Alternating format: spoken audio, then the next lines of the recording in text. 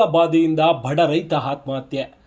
ಕೊರಟಗೆರೆ ತಾಲೂಕು ಚನ್ನರಾಯನದುರ್ಗ ಹೋಬಳಿ ಕುರ್ರಂಕೋಟೆ ಗ್ರಾಮ ಪಂಚಾಯಿತಿ ವ್ಯಾಪ್ತಿಯ ಜೋನಿಗರಹಳ್ಳಿ ಗ್ರಾಮದ ರಮೇಶ್ ಬಿನ್ ನರಸಿಂಹಯ್ಯ ಹೈನುಗಾರಿಕೆಗಾಗಿ ಮೈಕ್ರೋ ಫೈನಾನ್ಸ್ಗಳಲ್ಲಿ ಲಕ್ಷಾಂತರ ರು ಸಾಲ ಮಾಡಿ ಸಾಲ ತೀರಿಸಲಾಗದೆ ಆತ್ಮಹತ್ಯೆ ಮಾಡಿಕೊಂಡಿದ್ದಾರೆ.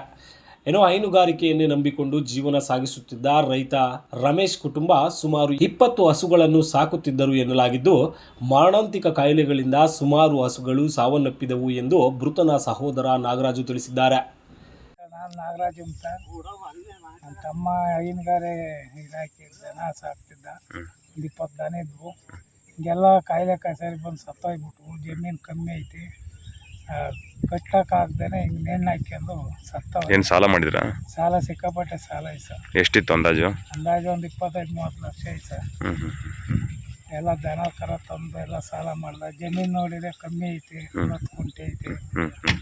ಮಾಡಿ ನೆಂಟಿ ಇಬ್ಬರೇ ಒಬ್ಬ ಮಗ, ಅವರ ತಾಯಿ ರಾಜಮ್ಮ. ಅವ್ರ ಹೆಸರೇನು? ರಮೇಶ್ ಅಂತ ಸರ್.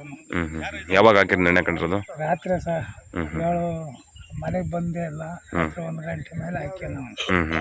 ಬೆಳಿಗ್ಗೆ ನೋಡಿದ್ರ ನೀವು? ಬೆಳಿಗ್ಗೆ 6 ಗಂಟೆ ನೋಡಿ ಸರ್.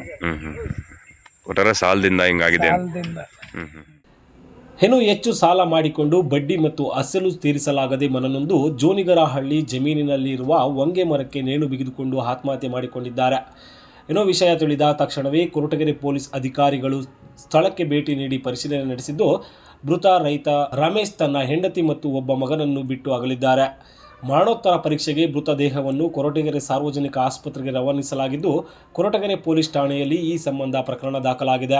ಇನ್ನು ಸರ್ಕಾರ ತಕ್ಷಣವೇ ಎಚ್ಚೆತ್ತುಕೊಂಡು ರೈತನ ಸಾವಿಗೆ ಸೂಕ್ತ ಪರಿಹಾರ ನೀಡಬೇಕೆಂದು ಗ್ರಾಮಸ್ಥರು ಮನವಿ ಮಾಡಿದ್ದಾರೆ.